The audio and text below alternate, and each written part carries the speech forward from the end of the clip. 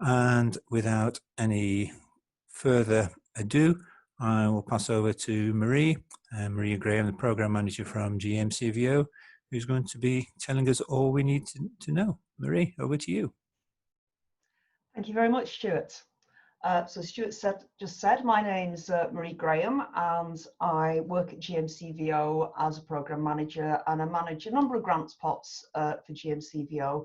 And today I'm just going to talk you through the Greater Manchester Wellbeing grants, what they're for, where we're up to in the process, why we're delivering these grants, and also just to try and bring it to life a bit. I've got a couple of organisations with me who have already received grants, and they're going to talk a little bit about what they've been doing with the grants as well. And then I will ask questions at the end. So I'm just going to get my screen shared. I have got a PowerPoint that we will distribute afterwards. So if you just bear with me a second. Okay. Share. Okay. So this is actually the second stage of our grants programme for the Greater Manchester Wellbeing grants, and I'm going to tell you a little bit about the first stage and what the second stage is and why we've done it in this way as we go along.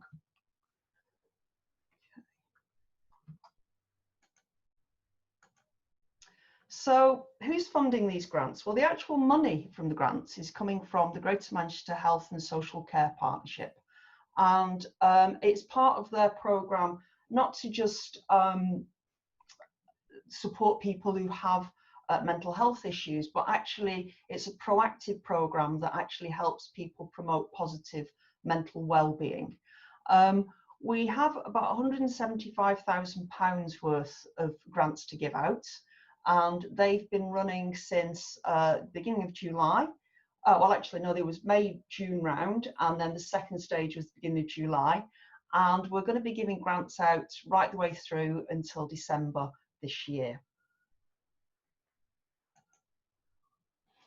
The main purpose of the grants is to support people from various communities of identity or experience that are based in Greater Manchester that may struggle more than the general population to achieve higher levels of mental well-being.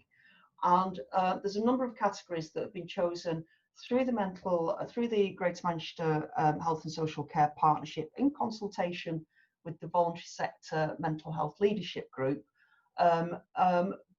all evidence-based, about communities that sometimes mental health or mental well-being issues aren't picked up till much later on in a process.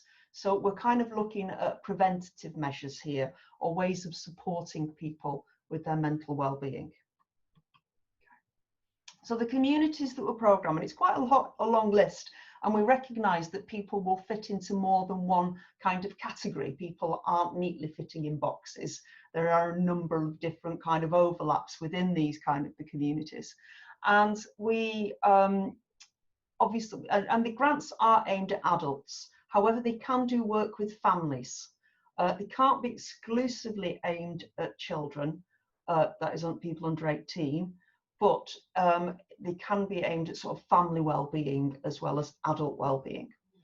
So we're looking at BAME communities, Black, Asian and ethnic minority communities. We are targeting adults living with long-term physical and mental health conditions, people with disabilities, older people who are socially isolated. So that's not all older people, because actually not all older people are socially isolated, but older people who are socially isolated, military veterans, people who are unemployed, adults who identify lesbian, gay, bisexual, trans, etc., and also carers, so people who are caring for other people. So a little bit about the stages. So the first stage was actually launched in May, and we just ran it for 2 months. And just to tell you a little bit about the history of these grants, this grant was being planned anyway, before COVID happened. But then when COVID happened, there was very much a feeling that we needed to get something launched quickly, and we needed to be something that could support people's mental well-being, but under the kind of government restrictions. But we realised these were going to change as we went along, and this is almost why we did a staged process. So we started off with some micro grants. Were launched from May to June, and they're between £50 and £500. And they are aimed at organisations with an income of, or they were aimed at organisations with an income of under 25,000. So these are for small grassroots organisations. We did quite well with those grants in that we made about 19 grants during that period. And but we didn't actually spend as much as we wanted to do in that first stage. So when we came to looking at the second stage, and we listened to some of the feedback from voluntary sector organisations that have been in touch with us, and we upped the income level. So we're now actually looking at the second stage. It's the same amount for grants. They're open throughout July and August, and they are for organisations with an income up to £50,000. So that's more organisations can now apply. The only other difference between the first stage and the second stage is the changing restrictions, social distancing restrictions we have from the government. So we're aware that in the first stage, for example, most of the applications that we got were for activities that were online and almost purely online. Whereas now we are aware people can meet up in certain circumstances, outdoors, or in line with government restrictions still. And now some activities are starting to open up indoors as well. So, so there's a little bit more scope for people, which is why we opened it up again. There is going to be a third stage in September. And what that will look like is there will probably still be the small micro grants happening, but alongside that there will be some large grants, and we haven't actually confirmed the amount yet, but we're thinking around £3,000, so people can apply for up to £3,000. And people actually can apply for more than one grant. So in any one round, one stage, you can only apply for one grant.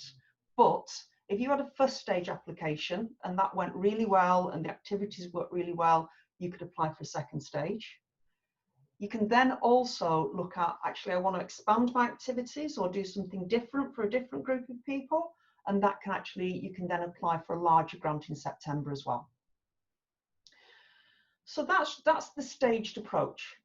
And all of this money does have to be allocated out by December, because groups have to actually deliver their activities and have them finished by the end of June next year. So, and that's the restriction from the funder, really. So that we really needed to get all the money and notifications out before Christmas, then people had at least a good 6 months in delivery.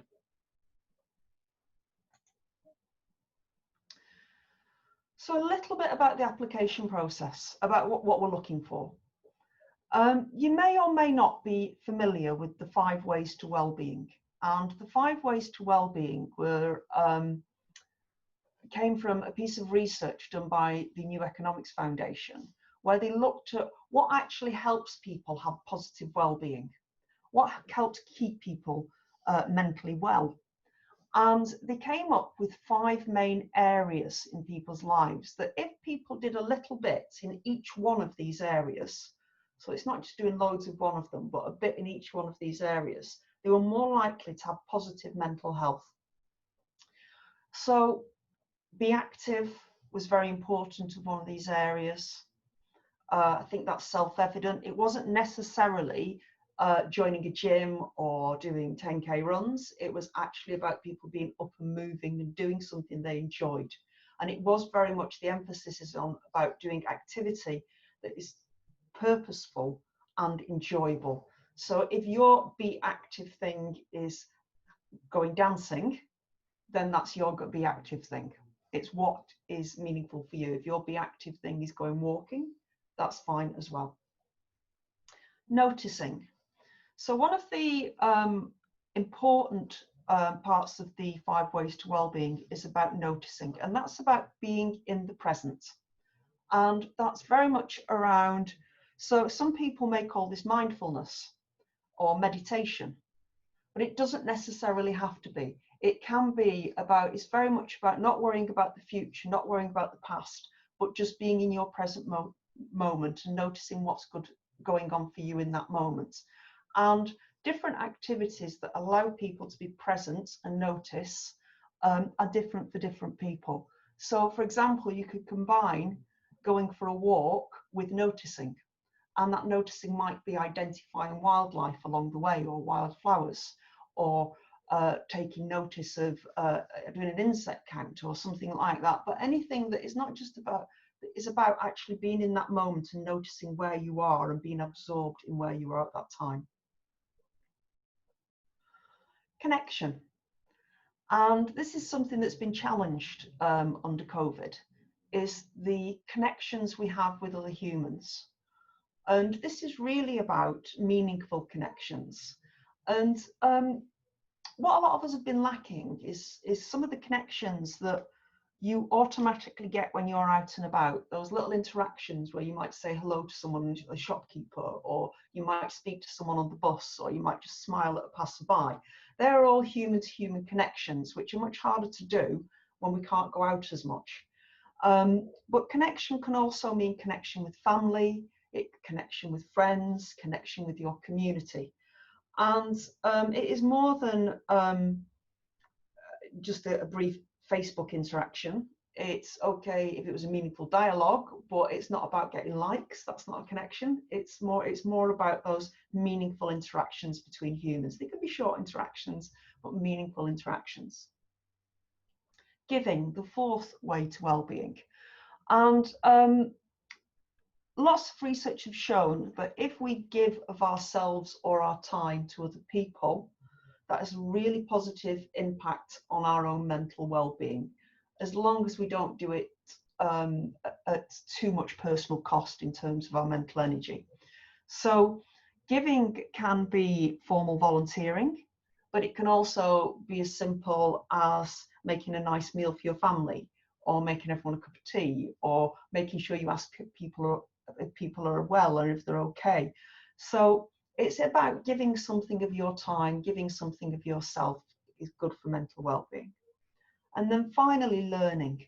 So people learning new things can contribute to their mental well-being, their self, their sense of self-esteem. So this is the 5 ways to well-being, and there are some links on our website to the 5 ways to well-being, and actually I've put a couple on the end of this presentation as well. And in this application, what we're looking at is applications to address at least 2 of these criteria, of these ways to well-being. And we've done that because it's not enough just to do loads of concentration on one of the ways. We want people to do more than one way of the 5 ways to well-being, but they're quite easy to connect up. And some of the applications we've actually turned down have been because they haven't addressed 2 of these 5 ways to well-being. So it's an important, that's why I'm emphasizing it. Okay, so I'm going to stop a little bit now, and I'm going to get the first one of our guest speakers in. And that's Farah from Everything Human Rights, and they had a grant for us in the first round, and they're just going to tell us a little bit about what their organisation is, where they work, but also what some of the activities are that they've been doing with their grants. So I'm going to stop sharing now, and then we can just hear from Farah. Okay. So, hi, sorry, Farah, can I just, we've just got one question, if I can just nip in there before we pass over. It's all right. Thanks. Marie, can you just clarify, for the stage 3 grants, will the income cap still be at 50k? We don't know yet. We Okay. don't know yet. So I'm having a meeting with the funder in August, in a couple of weeks' time, and with some other organisations, and that's when I feed back the feedback we've had from other organisations about what they'd like to see.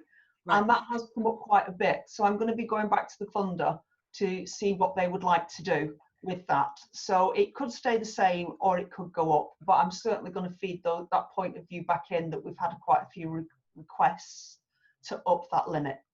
Okay, brilliant. Thank you, Marie. Apologies.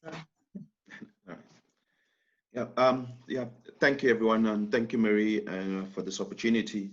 My name is Farai Nakaniso from an organization called Everything Human Rights. We're constituted community group based in Lee.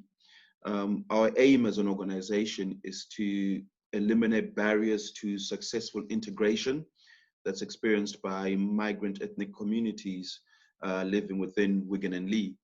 So that's where our main focus as an organization is. We're a BAME-led organization. At the same time, I mean, just getting straight into what I was requested to do was just talk a little bit about the funding that we received.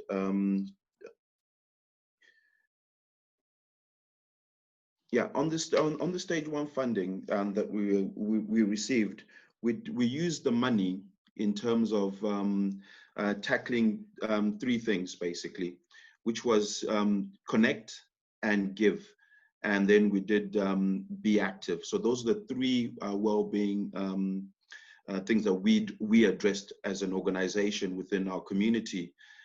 With Connect, we ran things such as coffee mornings, which was something new. We hadn't been doing that before the lockdown. So it gave us an opportunity to do something new as well. So we did coffee mornings to encourage the social, to address the issue of social isolation. At the same time, our main group of people that attended were single parent homes. So we addressed that as well from that point of view, where we got them to interact with other families and other people so that they keep that well-being up. And then from the giving element, what we looked into was, as an organization, we're pretty small in terms of our core team. So we are most of our volunteers now are beneficiaries of previous projects. So it was an opportunity for them to give back within the community as well. So they got involved in helping us run the sessions, which were online via Zoom. They also got involved in running quiz nights. We did quiz nights with the teenagers as well. So we addressed the teenagers as well as the parents in terms of running the quiz nights. And we used to have karaoke singing nights with the younger kids as well, where we would have our volunteers who were beneficiaries before of our project getting involved with that. And be active was when the government was saying people should be going out into the parks and, you know, having an hour a day of a walk. What we did on our WhatsApp group, we created that idea of people posting pictures of them in the park when they're going out for their walk. So it gave that encouragement, encouraging people to go out and have that 1 hour a day walk, which is what we were trying to address as well. But what we use the money for, which is I think a key part that I need to touch on in terms of the actual use. What we did was we used it for stationery and resources. So from posting, because when we did the quiz night, there were things that we needed to post out to the different homes. So prior to obviously the government relaxing certain travel restrictions, what we were doing is that we were using the post office and we were posting all the information out. And then we had, even if it meant the consent forms for pictures or sharing of the pictures, or that we sent it out through post. And once we got that paperwork, the parents signed it, they could take a picture and send it back to us, at least because not a lot of people could be sent by email for them to be able to print out and sign those forms. Then as soon as the government relaxations came in, we went around collecting those forms now. But we had to have those forms so that we could, for all the different things that we use the information for.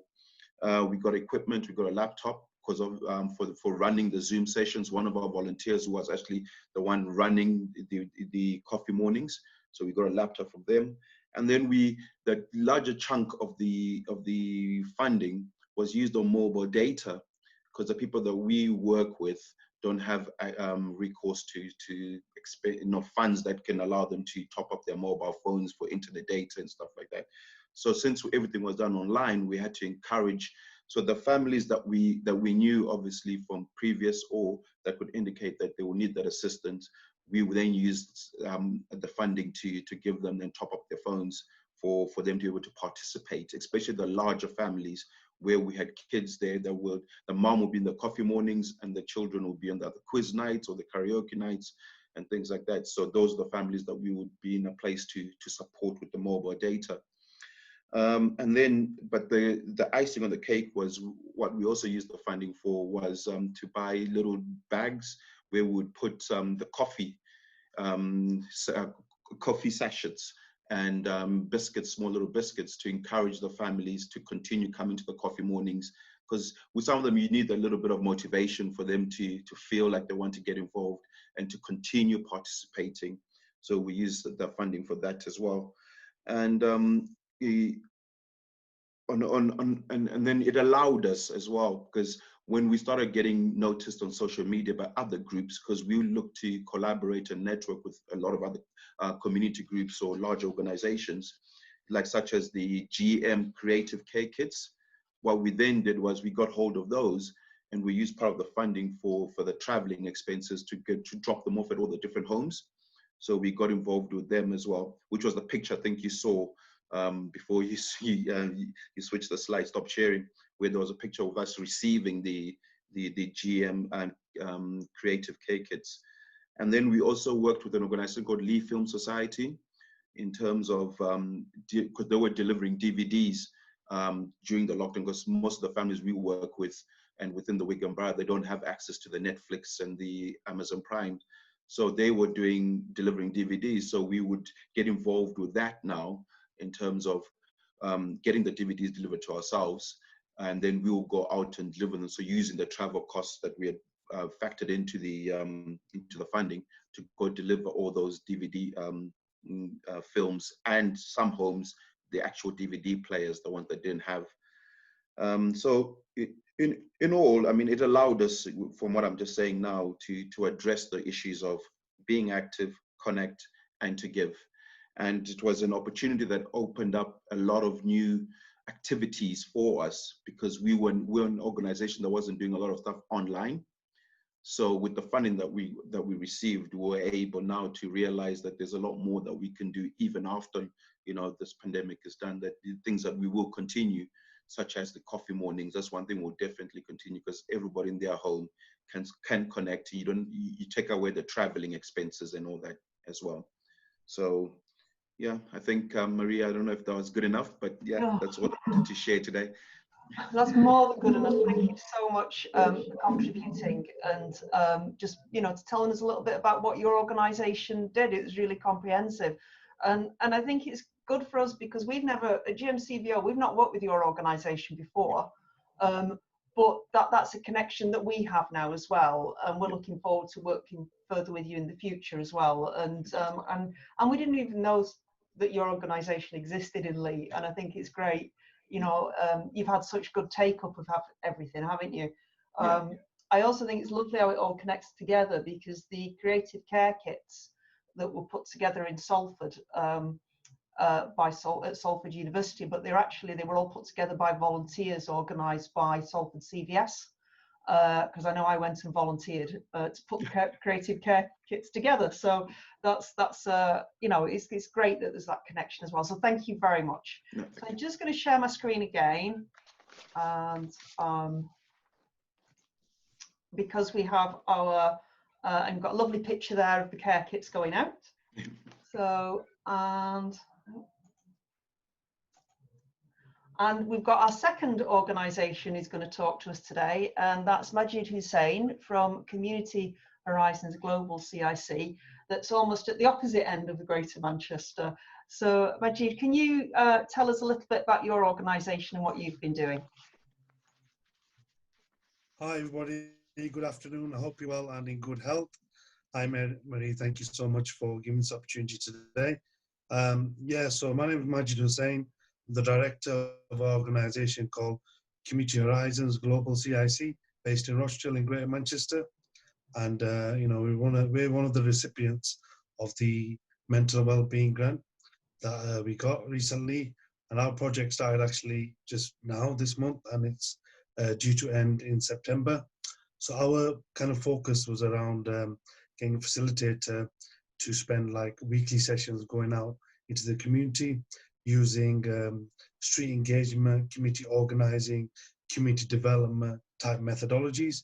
The reason being is because this is like the background that we've been doing over the last like decade or so with different organizations.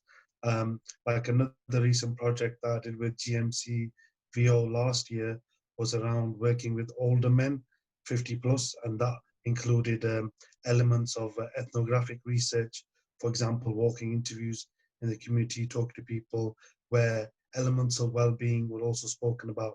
So for this project, we wanted to look at well-being issues with adults, and our focus is around BME communities, minority ethnic communities, those who live on the fringes, who are from economically and socially deprived backgrounds, and that's like our focus in terms of the previous work that we've done over the years, and our kind of like you know, the work that we do right now. So we've started doing our project, and basically we've been looking at meeting people in the communities, talking to them, you know, using community organizing methods, trying to listen to them and get a sense of how life is. So as you know, many people have been affected by COVID-19, for example. So a lot of people have been talking about these type of things because some of the people would normally socialize potentially in faith buildings or you know, in the park or something like that, but because of all these restrictions over the last several months, they haven't been able to do that. And that was some of the challenges that we were looking at in terms of, like, for example, because our work is not online on this project, it's based in the outdoors. So, you know, you get issues like weather, for example, it rains a lot, so you've got to work around the weather as well. And you've also got to work around the government guidelines on social distancing. So yes, it has been eased a little bit. So what we're trying to do is like keep our distance, maybe just like a couple of meters whilst we're talking, and still try to engage and communicate effectively. Some of the people that we spoke to, we've also then, because we've also got like an informal walking group that we do as well every week. So we walk around our local community. We have been doing for maybe a decade or so informally, like particularly every summer with a number of people. So it's only small groups, like maybe 4 or 5 maximum.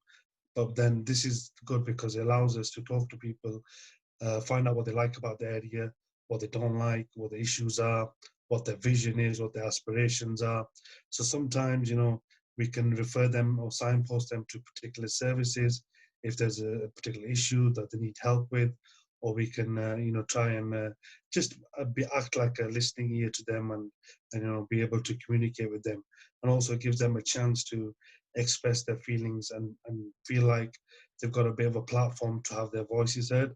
And we want to try and facilitate transformative social change.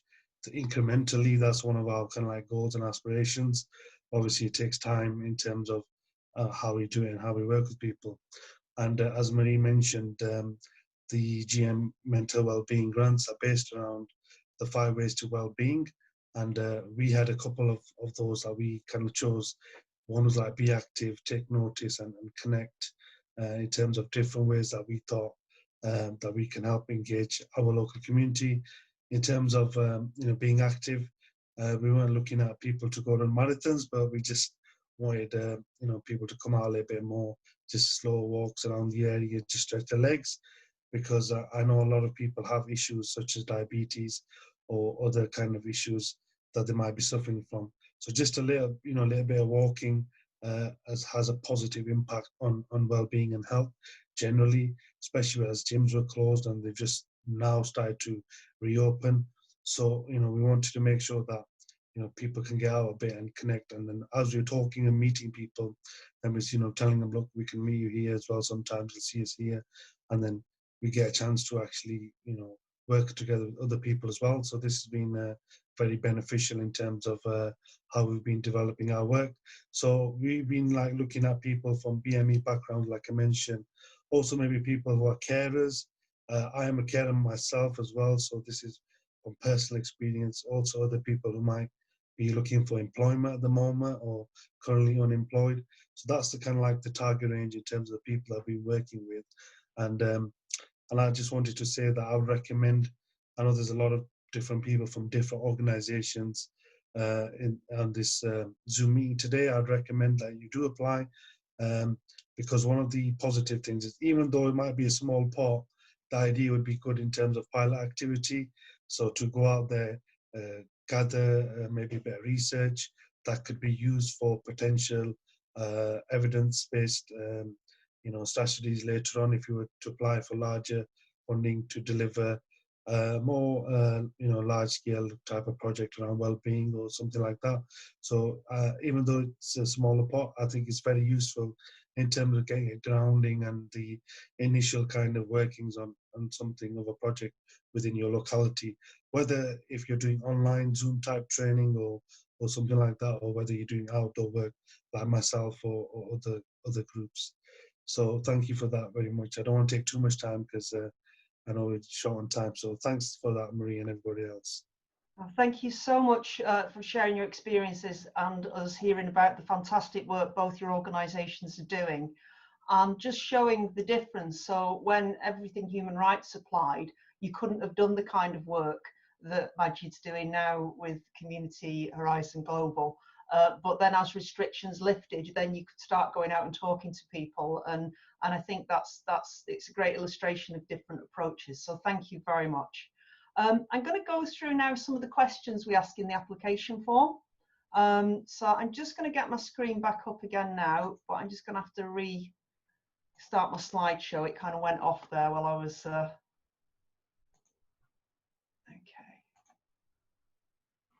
That's brilliant.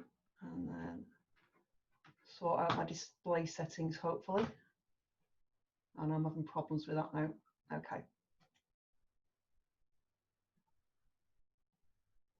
All right. So I'm just going to, I will sort out my screen settings in a minute, but I just want to carry on in the meantime.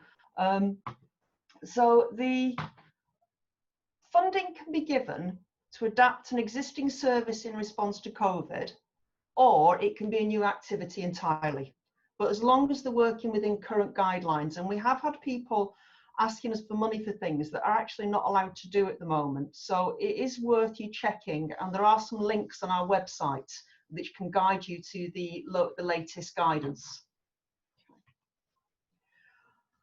Couple of tips on filling in the form. It is an online form, but if you are struggling with it in any way, because I am the first to admit that our system is not as sleek as we would like it to be.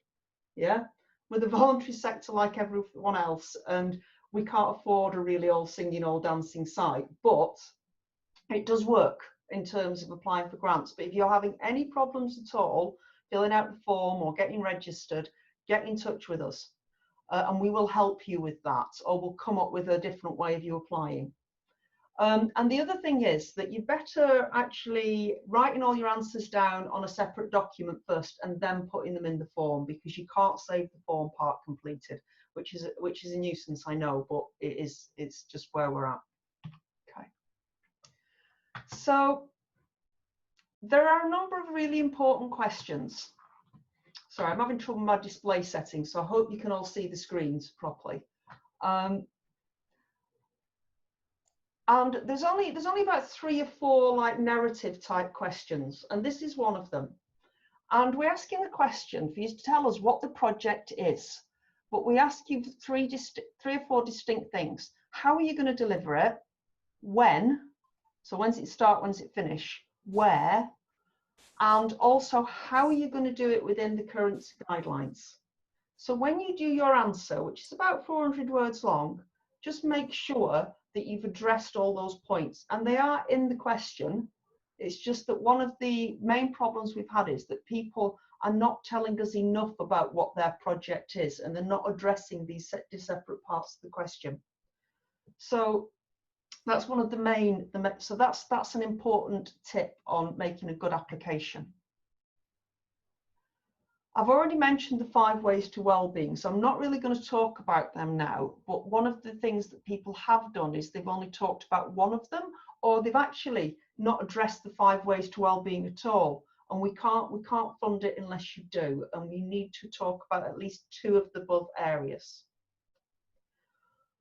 The third bit on the application that people so far, when people haven't been successful, is that we ask people to tell us first the total of how much they're applying for, then we ask them to itemize it, and we want you to actually describe why you need a certain item. Because one of the other issues we've had is that people have just done such a broad-based figure. They've said, oh, we need money for staffing, £350. And that's just not enough detail. We need to know, if you say something like we need somebody at £10 an hour, 2 hours a week, and that tied in for so many weeks, and that tied in with what you were asking for, that would be an adequate description. Because sometimes one of the things that has happened is that people have, the costs that they've given us don't actually, we can't see how they relate to the idea they've written down. So make sure that it all flows. And then really the final question, which is around narrative, is describing your past experience of working with the community that's going to participate in your project. So all we want to know is that you are going to be engaged with the people you want to deliver the project to. And if you are a community-based organisation, you will be able to say some of the stuff you've done before and how you've worked with that community, or the fact that the community is your committee, or your volunteers are from the community. And we just need to know that you can connect with that community that you're applying for. Decision making. GMCVO does do a eligibility check first. So you'll see that on the website. The panel, I put very week, it should be every week. We meet every week as a panel, and decisions are usually given within 3 weeks of you submitting your application, and sometimes sooner. What we may do is ask you for more information if we don't feel you've given us enough. And if you are unsuccessful, you can apply again. And you can get in touch to reapply. So, and we'd like people to, because what we do is, if we get an application and we haven't quite got enough information from you, we'll just give you a ring, yeah? Or we'll send you an email saying, can you just give us more information about this? If we feel that you've really missed the criteria, we will turn you down, but we'll say, and we'll give you some feedback, but we'll say, if you want to reapply, please do, but get in touch with us, and then we can give you more detailed feedback on, and because we want to help you. We actually don't want to turn people down. We want these small micro grants are meant to be an easy process, and if you meet the criteria and the eligibility, you will be funded. It's not competitive, these micro grants. The next stage, where the grants are larger, that will be competitive. But, you know, we will have one grant round and you will be measured against other applications. But for the small grants, they're not competitive. We want to fund every application that meets the criteria. There's some useful links on here to things around 5 ways to wellbeing. And I found a really good kind of website on a Welsh website, actually, about BAME communities and COVID-19. But you will get all this sent out to you, so don't feel you need to take a note of these links. It is all going to be sent out to you.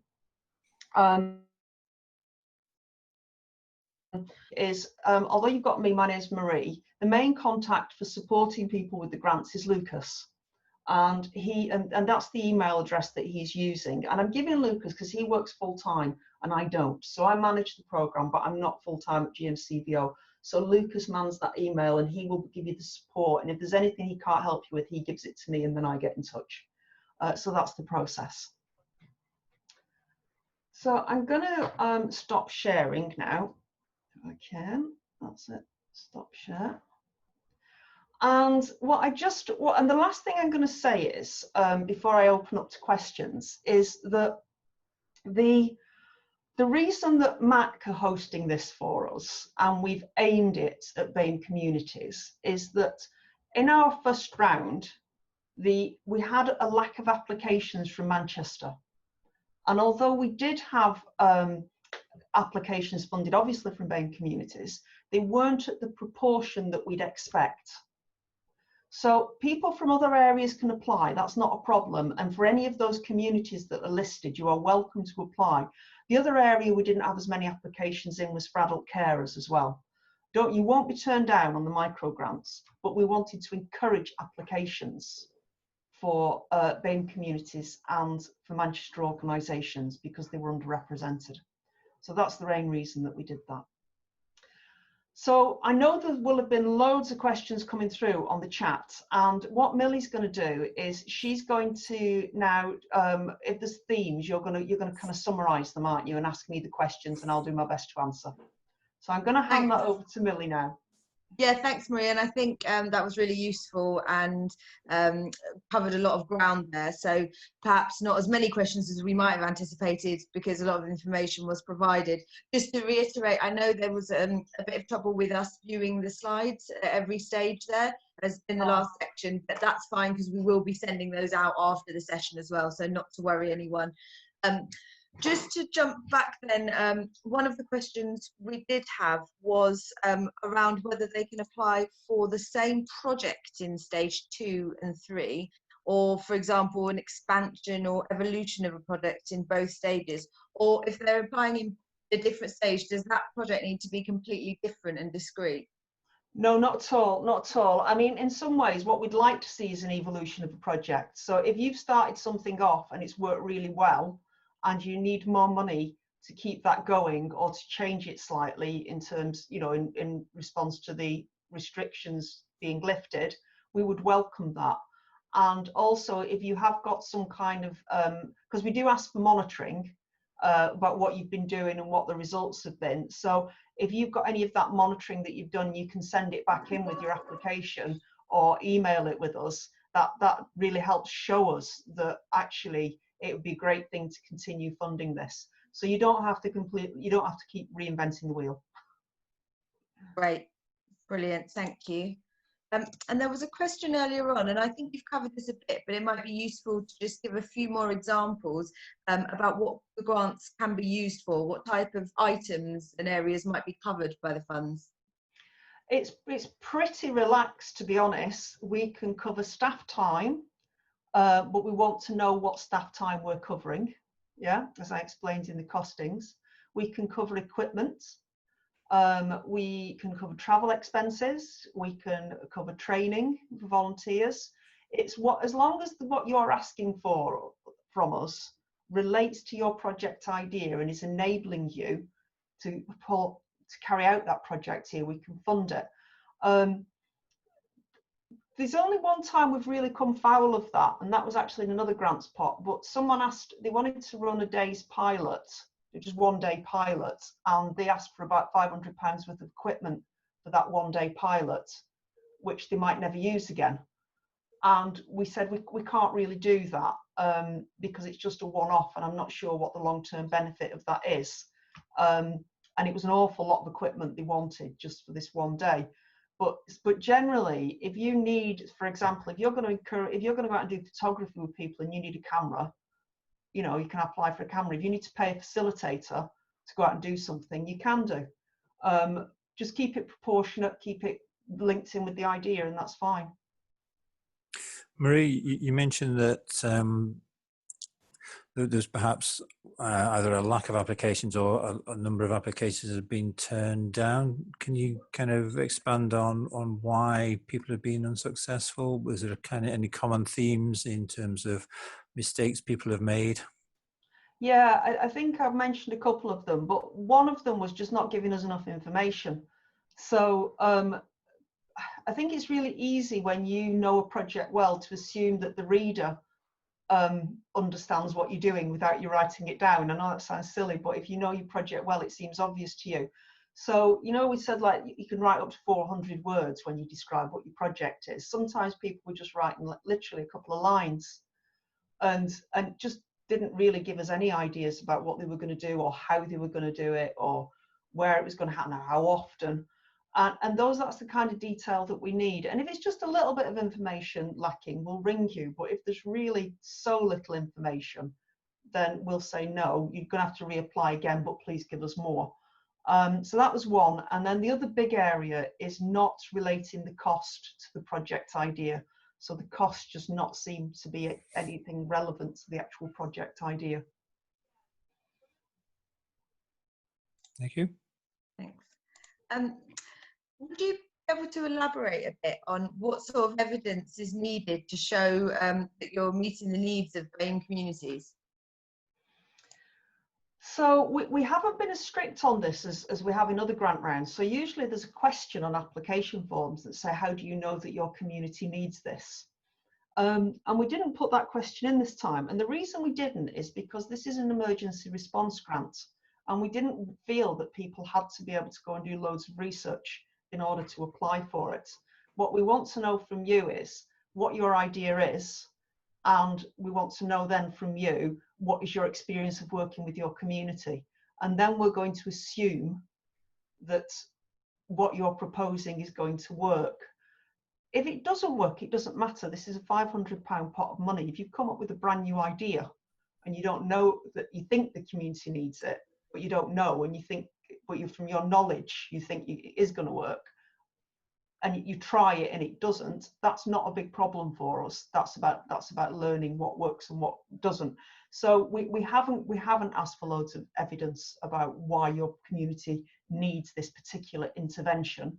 We know that those communities listed are communities in need, and we will trust your past experience to know that you're coming up with something that you really think is needed. Great, thank you. Within how long have they got to actually use the money? Is there a time limit for spending the grant?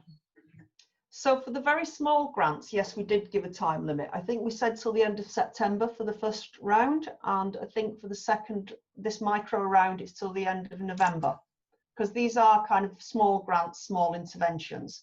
That doesn't mean you can keep your equipment afterwards, though. If you've bought a laptop and you know you use that for 3 months activity and then you keep it, that's great, that's fantastic. For the larger grants that will come out, you will get till the end of June next year to spend. Brilliant, thank you. A question from me, actually. You mentioned about monitoring. What monitoring is required for organisations who are successful? Well, to be honest, more than I'd like, but not too onerous. But I'll tell you the rationale. The rationale is that the Greater Manchester Health and Social Care Partnership want to fund small voluntary organisations. But what they want to build is a body of evidence to show that even small amounts of money can produce great results. So on that basis, we went along with the fact, right, okay, even though these are very small grants, we're going to have to monitor them to get some feedback on outcomes. We're not asking you for a list of what you spent your money on, and we're not asking you for receipts. We ask you to keep your receipts and keep your expenditure. That's in the grant conditions, but we don't ask you for them. What we do ask you for is there's a template we send out, and it gives a table that says, you know, what activities you do, when did you do them, how many people took part. So that's your outputs. And then the next bit of the monitoring is really asking people around what they expected to get from your intervention and then what they got from it. Yeah. And the other one is about asking people around how they feel at any one point.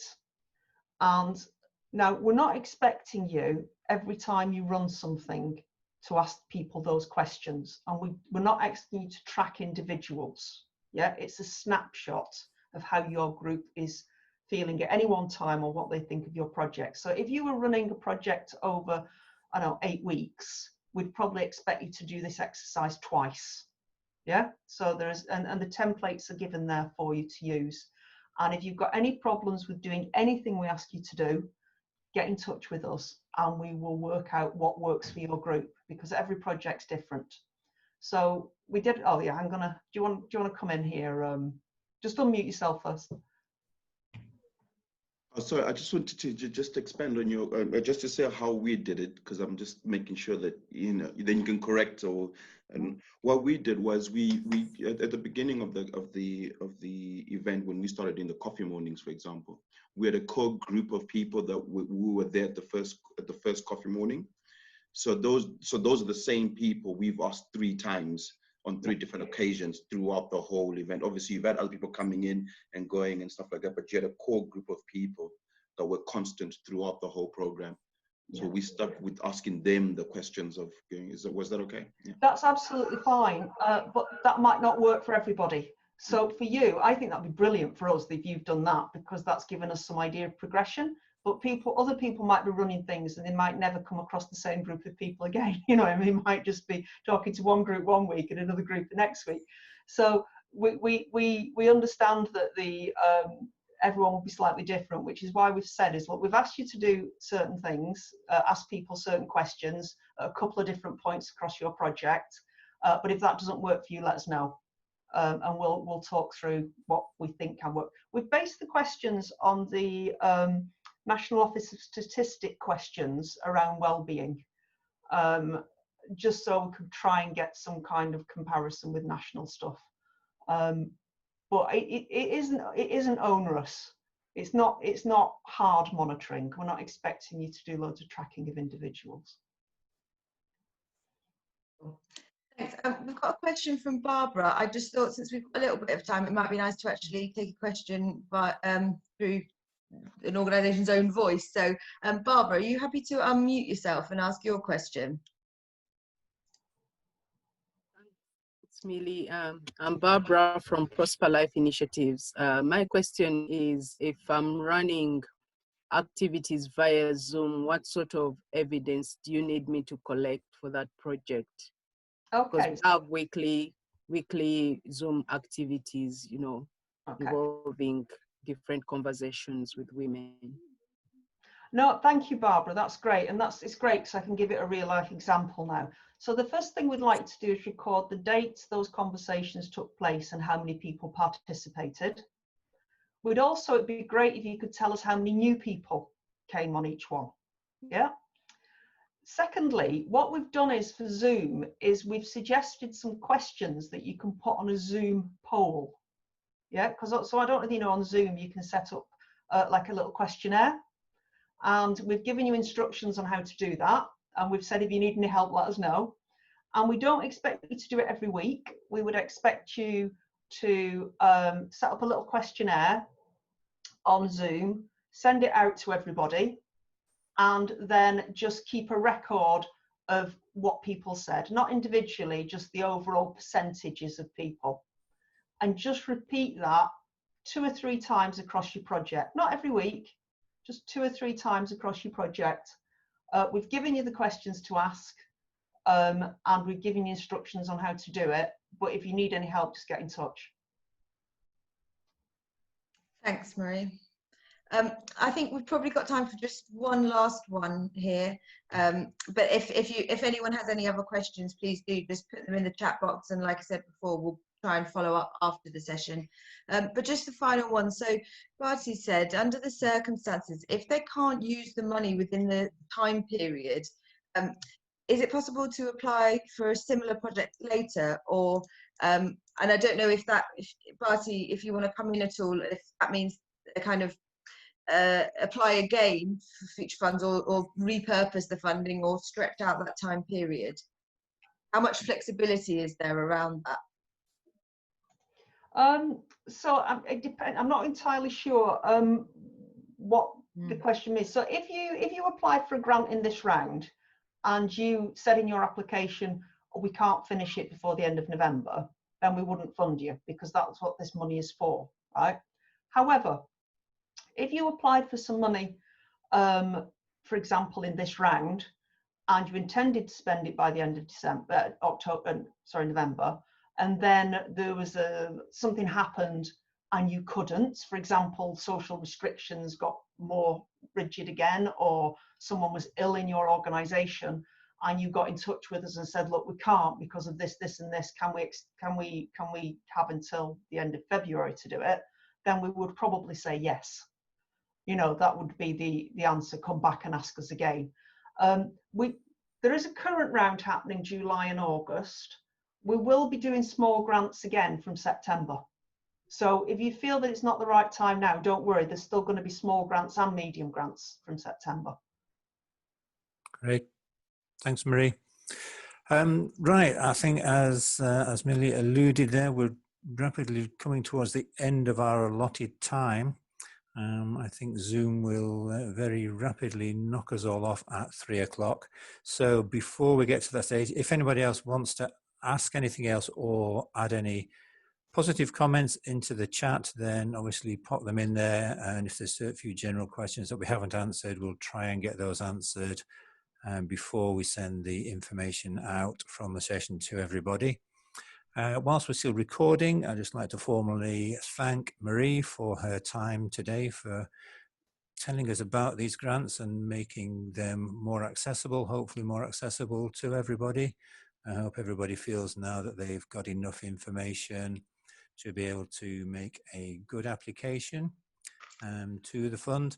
As a general thing, you made the point about people filling in applications assuming that everybody knows about the project, and that is a general thing with funding, and it's one thing that MAC does, and I'm sure the other CVSs around Greater Manchester would be always happy to lend some support in terms of a funding application. We're happy to act as a critical friend to funding applications before they go in. So if perhaps people are new to doing funding applications or want a little bit of extra support, then if they get in touch with, if you're a Manchester-based organisation, get in touch with MAC or get in touch with your local CVS, wherever that is. I'm sure they'll be able to, would be happy to read through an application and just say, I have no idea what you're talking about here, or yes, this is really good, you've answered the questions really well.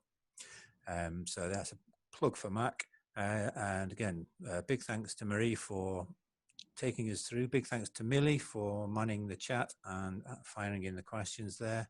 Thanks also to Farah and Majid for your contributions. I know one or two people have said they really appreciated getting that voice from the community, as well as those officers rattling on about what you should and shouldn't do. It's really nice to hear what people have actually done and have genuine voices coming through there. So before Zoom kicks us off, I just kind of maybe formally say bye, and let's all give a big wave and cheerio to the next time. Good luck, everybody, with your forthcoming applications. For your support. Thank you. All right. Thank you, everybody. Thanks, everyone. All right. Bye. Cheers now. Bye. Bye. Bye. Bye. Thank you. Bye.